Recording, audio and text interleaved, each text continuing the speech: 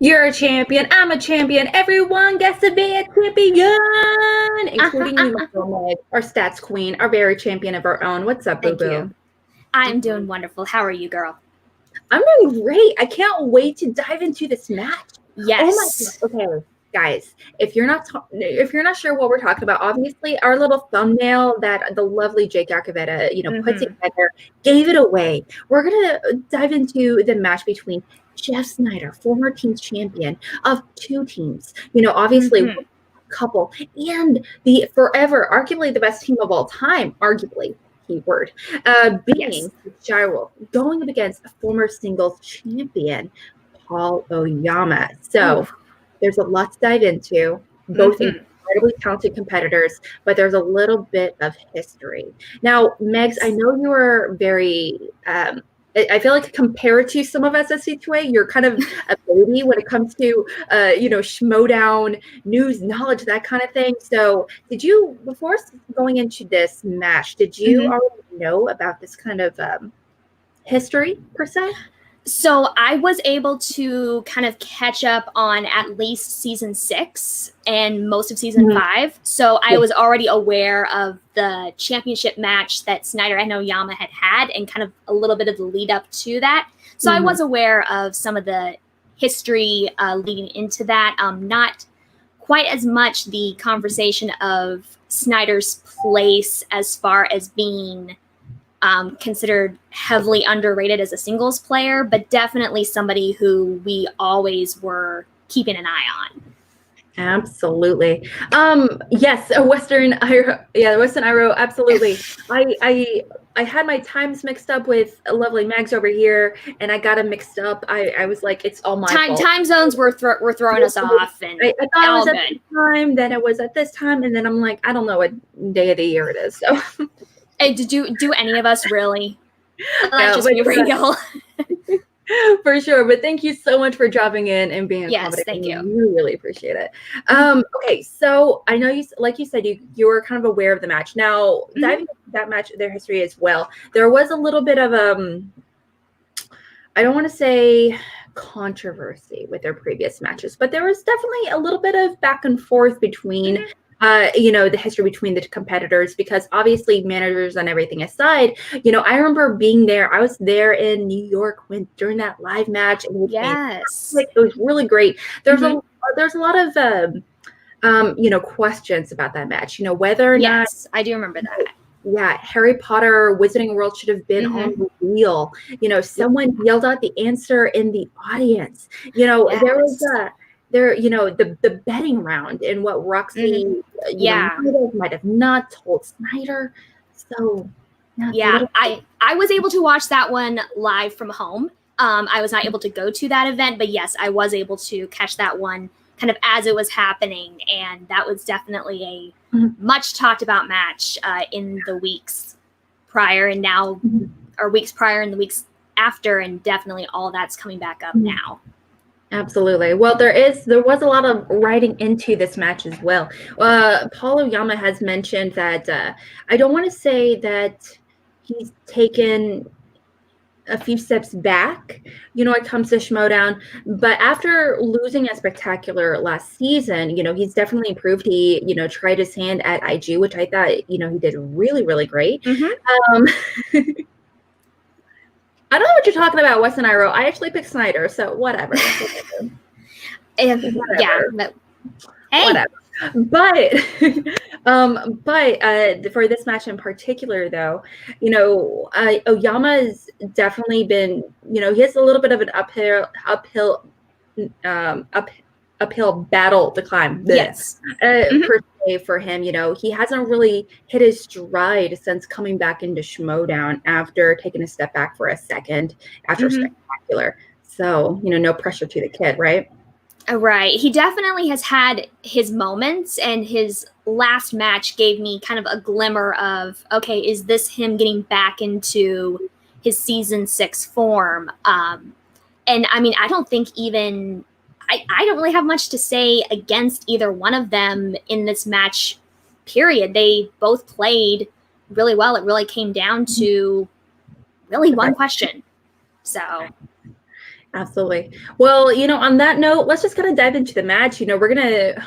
Oh my gosh, these questions. And Jeff Sneider has some thoughts about said questions as well. So let's go ahead and bring it on up. Let me know if the audio is okay, by the way. Yeah, absolutely. Okay. Now, as you know, if you haven't been with us for a breakdown before, thanks so much for hanging out and trying us out today. We do not talk about the promos or anything all that much. That's more of a reaction kind of thing. We're just here to break down the match itself. So heads up. But the promos, as always, were fantastic. Yeah. Roxy and Winston banter back and forth was excellent. Always excellent. Oh, I just realized I never. There we go. Oh, wait. How is it there? Is it there again? Now we have a little bit of an echo going. There's an echo. Oh, shnikes. Yeah. Is it you're not using your microphone or your headset? I can't. It's dead, unfortunately. Right.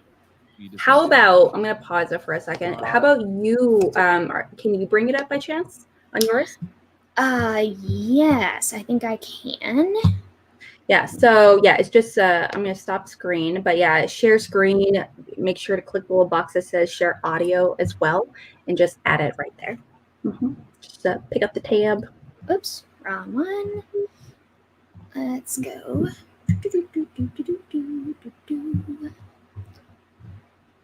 I just recently watched it. Where'd it go? History. Yeah, sorry guys, I had my, I forgot to turn off my headphones. Turn off my headphones earlier. So that was my bad.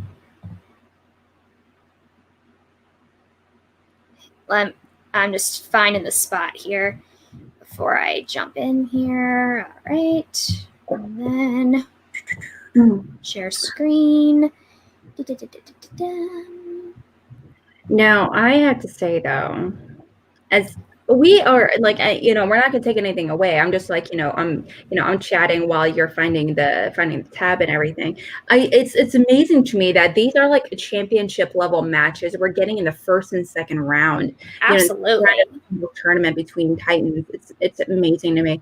Just yesterday, we had such an amazing match between Bibbs and Craig the Barbarian being here. So, oh my gosh.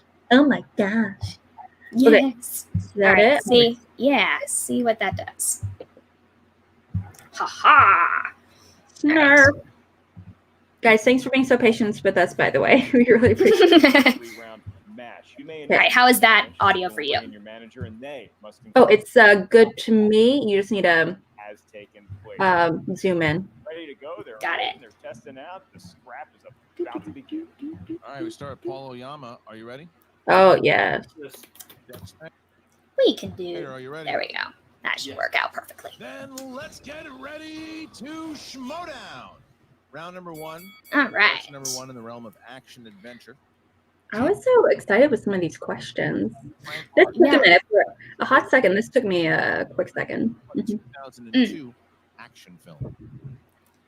See, I wasn't super accurate with these, although I was also, when I'm trying to run stats on a match, I'm usually like kind of half listening, half not.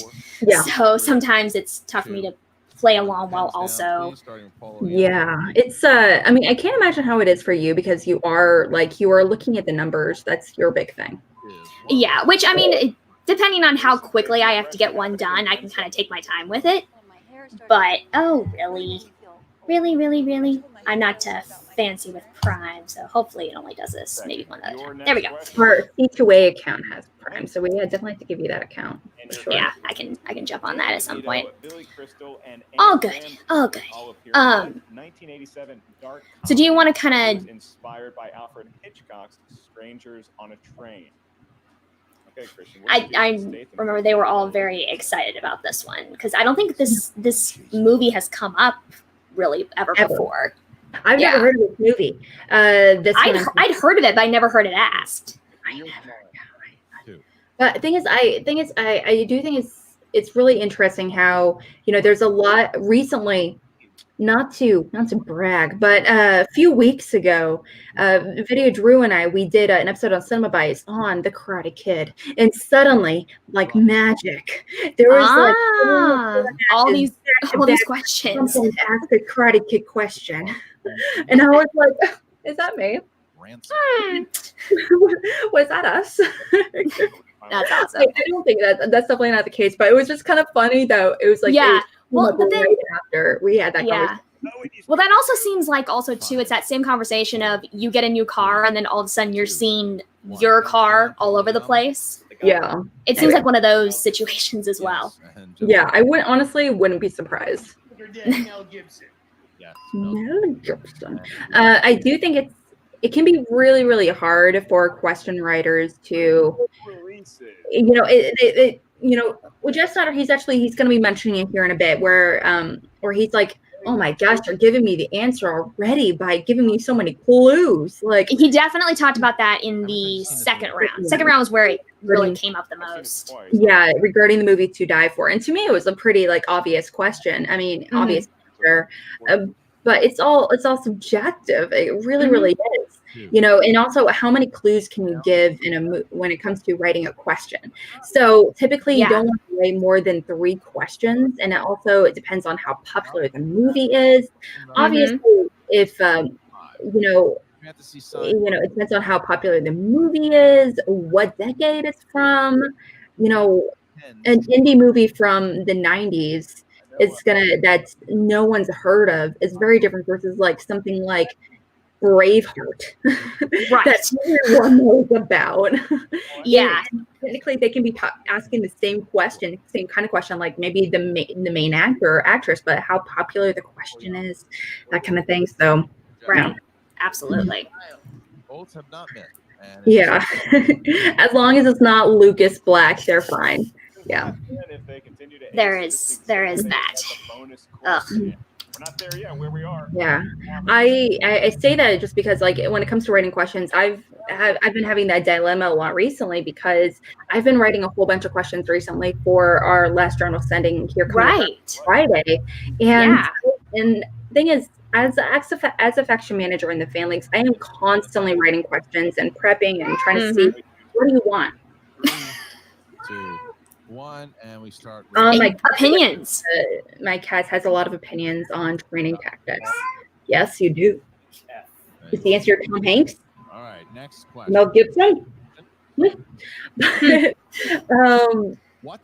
so when it comes to what a Ridley Scott directed film won 5 Oscars in 2001, starring Digimon Hansu and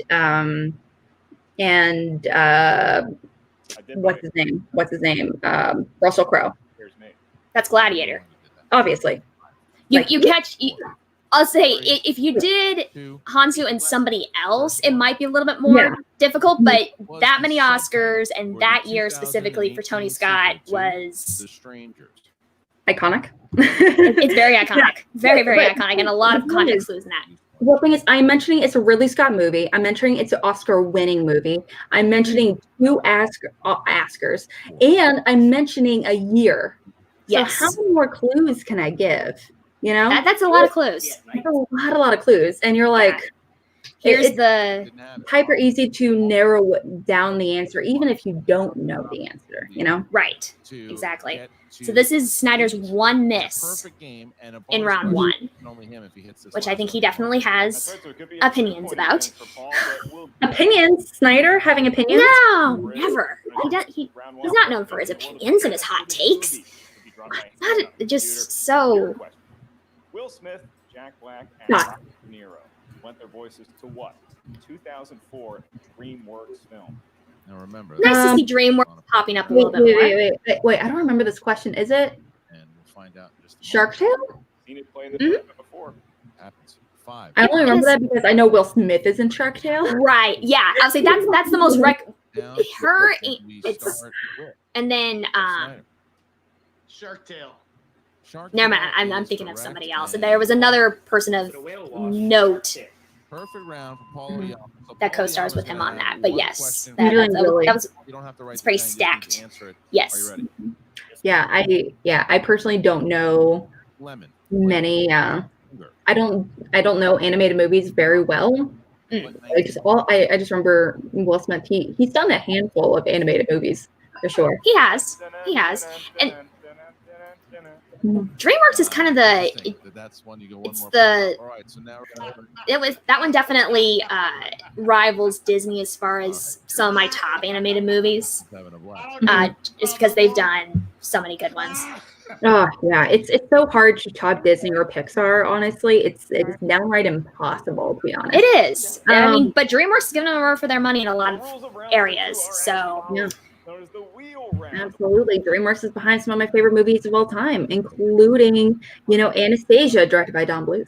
Yes. Yes. That came into conversation the other day. Or yesterday, actually. Just Don Bluth movies, let's just be honest. yeah, just Don Bluth in general. So Oyama defers yes. Sneider on this one. And can we so this is that wheel as well for a second? Yeah, absolutely. Mm-hmm. Yeah, let's pause it for just a quick second. So we have Nicole Kidman's scores and soundtracks, I believe. Pixar. Yeah, scores. Spinner's Opponent's Choice, obviously. Action Adventure 2000. Which I guarantee is a slice that Sneider put on the wheel. Tarantino.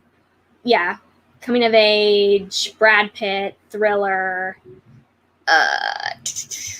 Audrey Hepburn, and Nicole Kidman.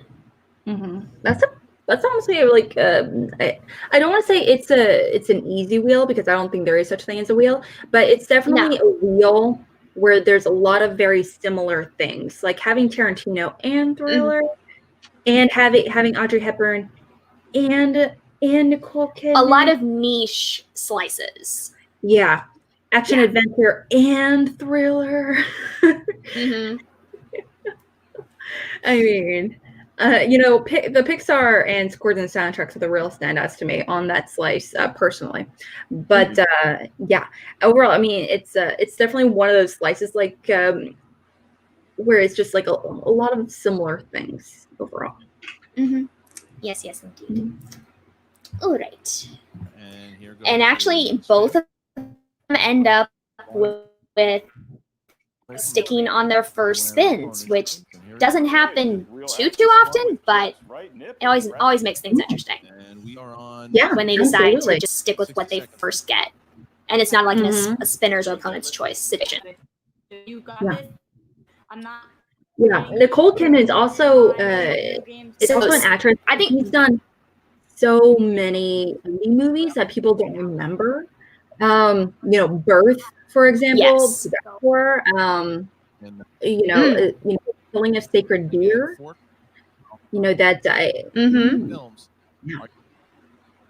Yeah, definitely some oddball ones that you wouldn't necessarily. In what 2014 family film can you find Nicole Kidman playing the villainous taxidermist named Millicent Clyde? I like how Roxy talks to him in between the rounds too, just kind of recentering him, set him up really good for this round.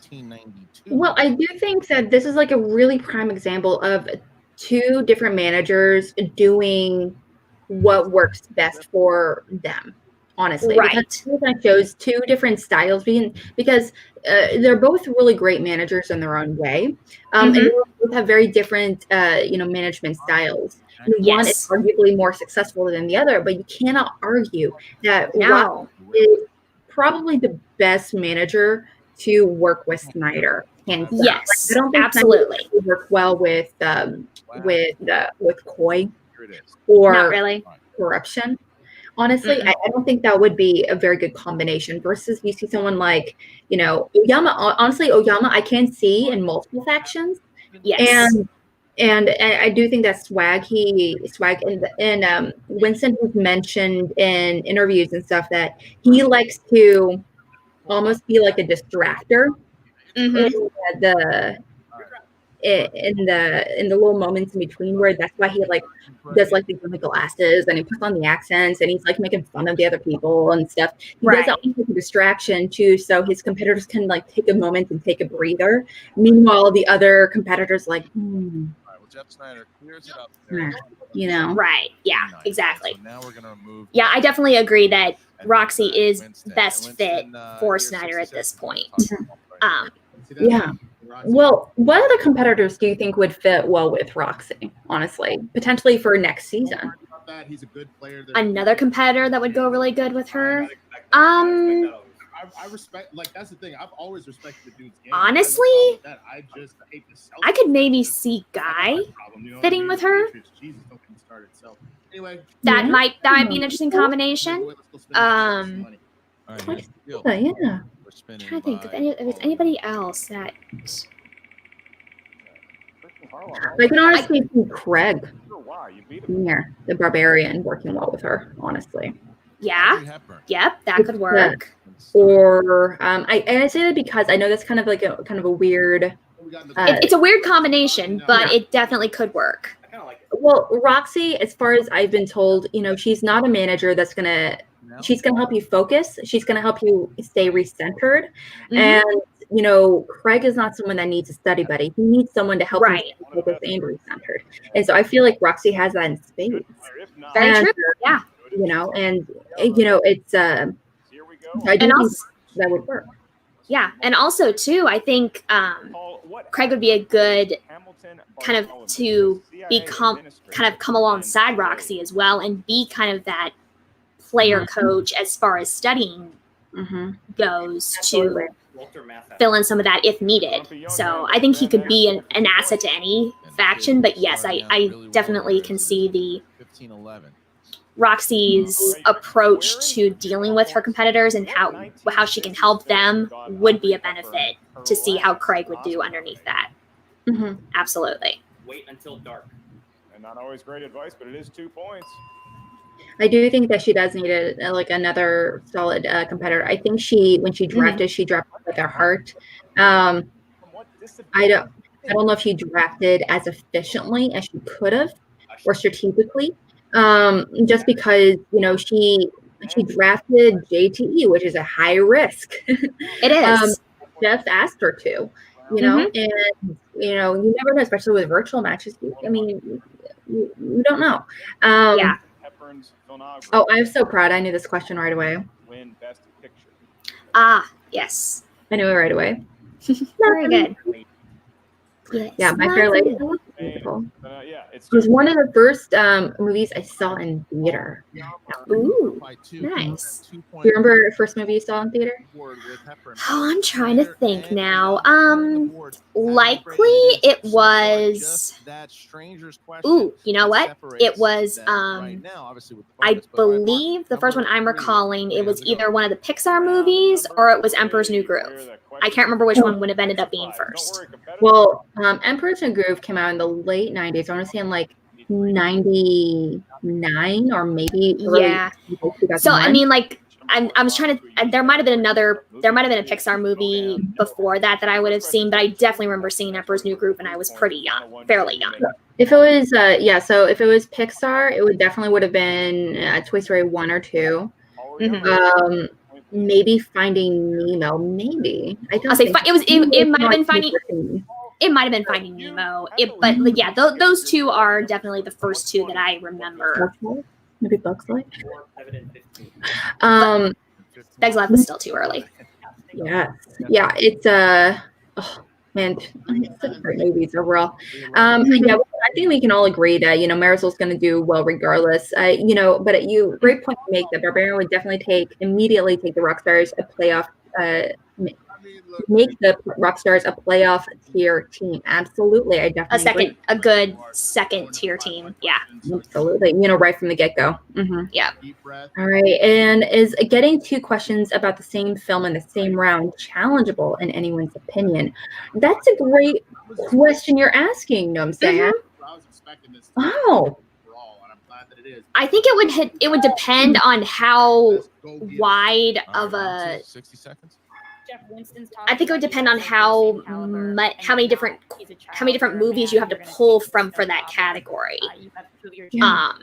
Because if you only have a very limited number, it could be a little tough to avoid that. But I don't know if it's necessarily challengeable though. Yeah.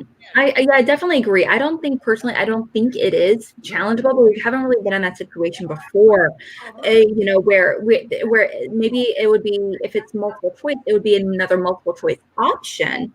Right. But from what I've seen, it's even when it's an option, it's not the right answer. Like there's not going to be two questions regarding Sound of Music, in the category of musicals or classics or anything like that. So, I mean, that's a great question. Who knows? I don't think so. I mean, technically, there's no reason why it could be. It's just You chose a category of. Okay, so they're asking specifically, weren't there 2 Don't Look Now questions in this match? Oh, was there? I missed it. Yeah, I didn't catch that specifically. I thought a couple of those questions sounded familiar, but I think it can almost be a trick. It can almost trick up a competitor and not be an advantage, because you think it can't be that. Can't be that, because they just asked about that earlier in the match. So I think it makes you double check yourself to make sure that is what you. So I don't think it's necessarily an advantage to have 2 questions like that, because the competitors are too smart for that. They're going to they're going to outthink themselves. At least that's how I would maybe think about that. I'm going to go with my favorite one, the Thin Red Line. And Saving Private Ryan. It's been a hard line, to be honest. Yeah, great question though. I'm going to go back and check it out, because it's clear Jeff Sneider is not happy with some of these questions, except for the last question. Right. He I was impressed with how he handles that post match. Like, I was about to say all this stuff, that all got blown out of the water. I'm like, wow, I have never seen Sneider like that. Yeah. But they're back and forth this whole time, and I love it. Yeah, it just kind of goes to show that these are 2 former champions, and it's very, very clear. You can see the way I don't want to say the way they're composing themselves, the way they're kind of swiveling, but it's clear that they're very focused. They're in the game, and you can tell by the way that they analyze questions and answers, even if they don't know it. Right. To me, this is not a 3-pointer. This is a 1 or 2-pointer. When you're asking about the lead character, yeah. One of the most popular musicals of all time. a little lopsided, maybe. Mary Poppins. 5-pointer. I mean, I wasn't as familiar with that particular musical, but I'm not into musicals as much. I know some of the really popular ones, but I don't seek out those. So I considered it not super easy, but yeah. When I was in middle school, when I took a middle school drama class, okay, that was a movie we watched. Got it. And so it was one of the first ones. It was one of the first major musicals I just I associate with the big musicals I associate with the category. Right. Yeah. So it's high with Sound of Music, My Fair Lady, and whatchamacallit, West Side Story, yeah. But right. I know, it's all subjective though. It is. It is absolutely. This is honestly, I do think this is a solid 5-pointer. Yes. Well, and I mean, Oyama's is a 5-pointer too, because it's. Do you think his was a harder question? I don't know, because I'm not familiar with either film really well. So it's hard for me to gauge that, because how often this detective comes up, or how many times the names of the gangs are mentioned. That's kind of how I would have gauged the 2, based on the types of questions that they are. But I'm not familiar enough with either movie to really give a informed opinion on that. Yeah, I definitely agree. To me, honestly, they're both 5-pointer questions in their own way. Yes. But at the end of the day, one of them is just an actor. Yes. A popular actor, a well-known actor, but not a well-known movie. So, but you only have one name. Versus Paul's question. Oyama hits it. They're both plot based. You get to name the both. What are the names of the gang? Both gangs. I was gonna say it's naming both of them that really ups the ante on them, because I feel like a lot of people could probably come up with one, but maybe not the other. And which he does. He gets one correct, but can't pull the correct second one. Yeah. I call him Marty. And Paul? No, I don't think it's. I don't know about it being a harder question. It's just it's different. It's different. Yeah, it's just a very complicated question, and it's also like one of the more gangs depicted in the Scorsese film. Man, hard question. I mean, it's a popular movie, but again, how many people are paying attention to and able to pull both names? Yeah, it is. Okay, so in this movie, I have seen this movie. I saw this movie for the first time earlier this year, and it is reaffirmed very consistently throughout the movie. Like both names are consistently said. So it's not just like a throwaway line at the beginning or the ending. Okay. Like Gotcha. No, it's very consistent. Thing is, this is definitely one of the films of Scorsese's filmography that's not as well known. It's arguably one of the worst. True. Yeah. In my opinion, it's definitely one of the worst. Great. But it's there's a reason why it didn't win all that much awards. Well, yeah, but it's one of those, like, if you're a Scorsese fan, you are very much aware of this movie. Yes, absolutely. So, Gangs of New York. But also looking at I'll say, and Sneider's even kind of like shaking his head, like, I don't know. I don't know what this is. 5, 4, 3, 2.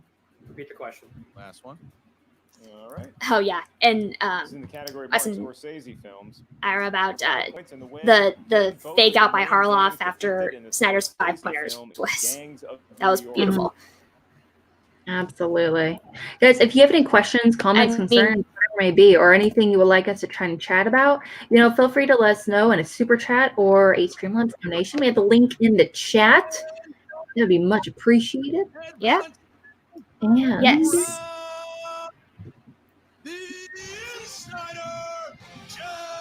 No, he has happy. He looks perplexed. He's not quite sure how to take it. I kind of got the feeling where he's just kind of like, really? Okay. Yeah, he seems he doesn't know how to take it. He is going into this, honestly. I remember I was checking out the polls and everything in the chats in the Facebook groups, and everyone was voting in favor of Oyama in a landslide, understandably so.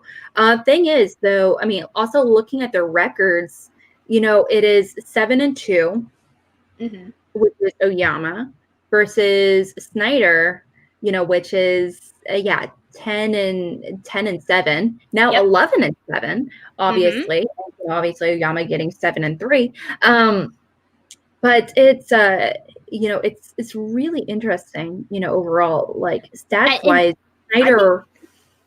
I think a lot of it is recency bias. We've seen Sneider kind of have some choke moments in last season, versus Oyama went on a tear over the last season. So a lot of that is very much recency bias.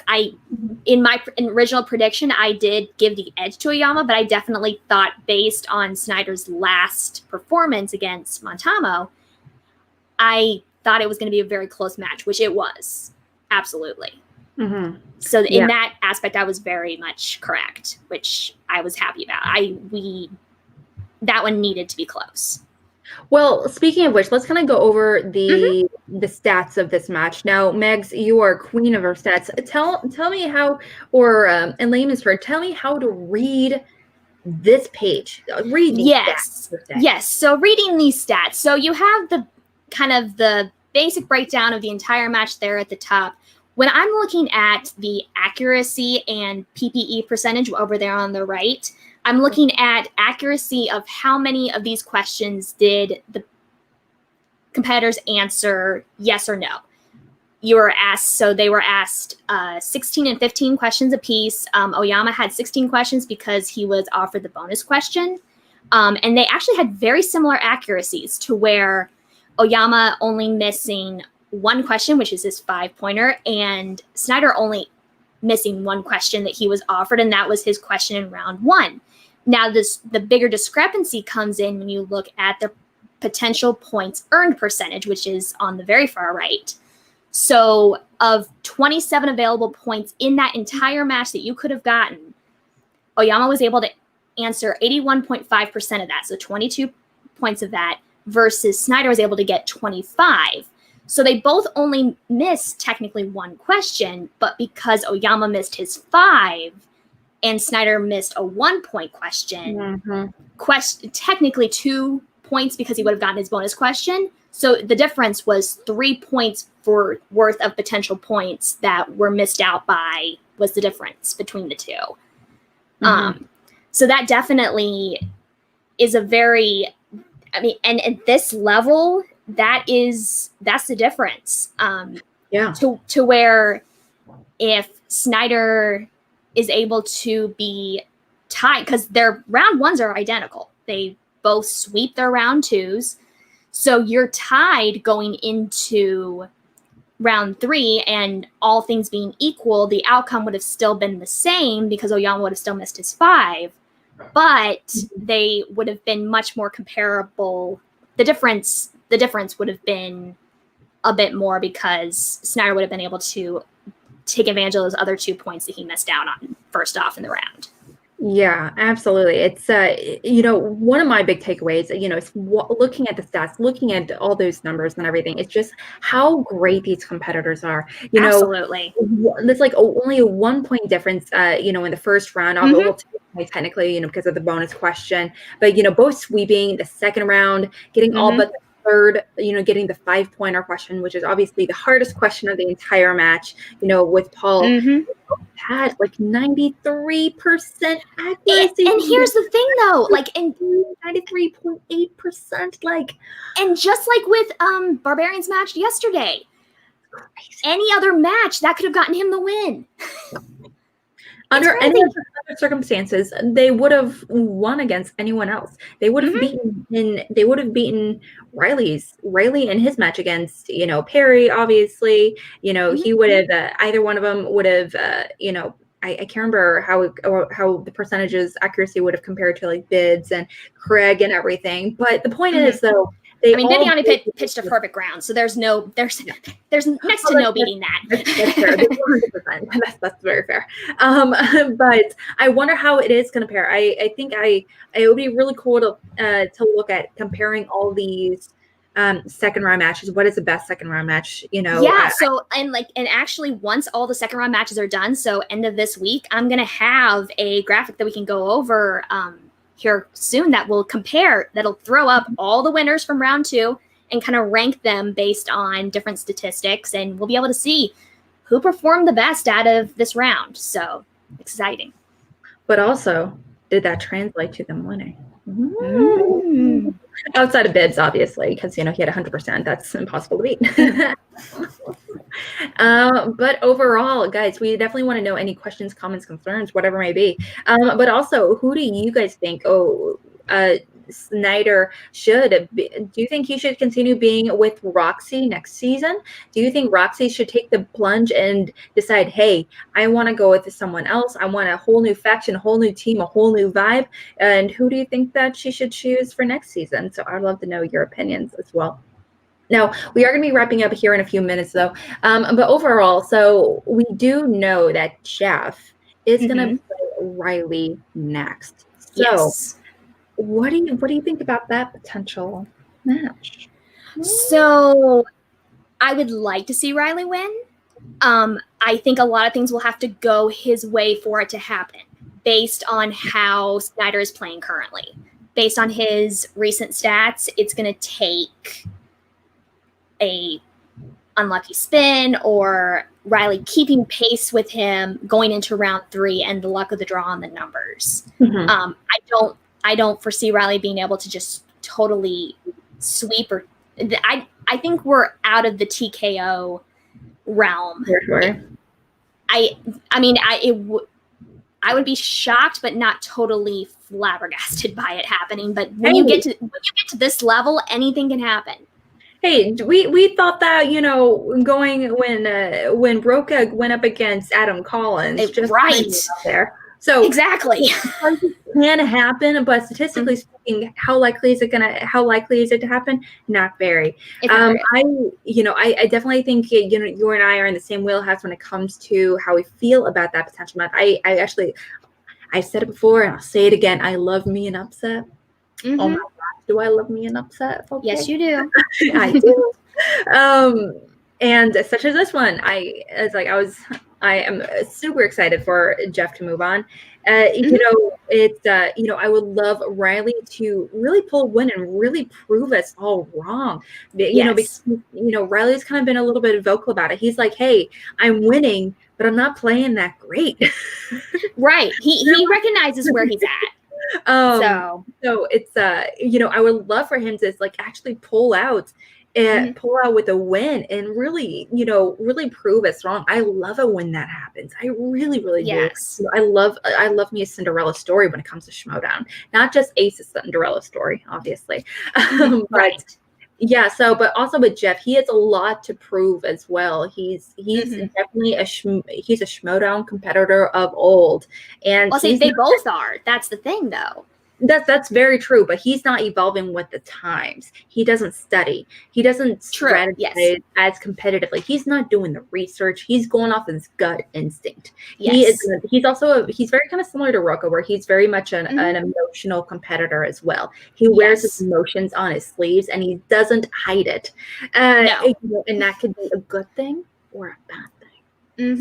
And Riley's kind of going through a little bit of a re-evolution this season as well, because he was playing a little bit tighter, a little bit more uptight about strategy and really focusing in on the studying, to where now in this tournament he's kind of reverting back to his kind of more not super casual, but more just let's get in here and let's have some fun. And I'm interested to see how that pays off for him in these next couple matches.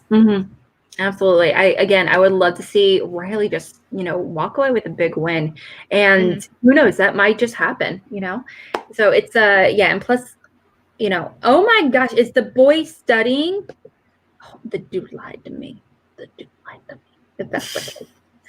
Every time I chat with Sneider, he's like, I never study. If I study, it's because people beg me. It's not because I want to. And you're lucky if I study for 20 minutes. And he crams 30 minutes before. He is.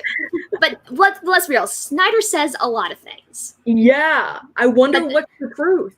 That's part of the fun of Sneider. You never really know. And that's part of why we love him. Yeah. You never know what he's going to say, and you never know if what he says is actually how he feels or if he's just throwing things out there to see what sticks. Sounds like a bunch of baloney to me.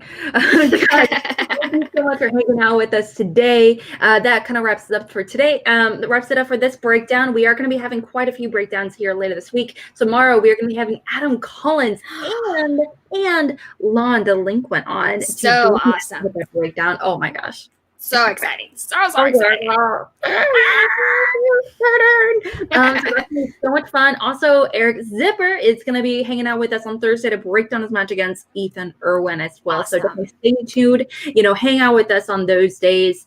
And here this Friday, I'm going to be doing Last General Standing. It's going to be a free-for-all kind of situation, with a whole bunch of Action Army generals, people that are in patrons of Action Industry. So if that's something you want to participate in, definitely go over to subscribe to the Patreon at the the generals tier, and we'll be more than happy to add you to the competitors list. Definitely. So it's going to be so much fun. I'm writing a whole bunch of the questions, so I'm really scared. It'll be fun.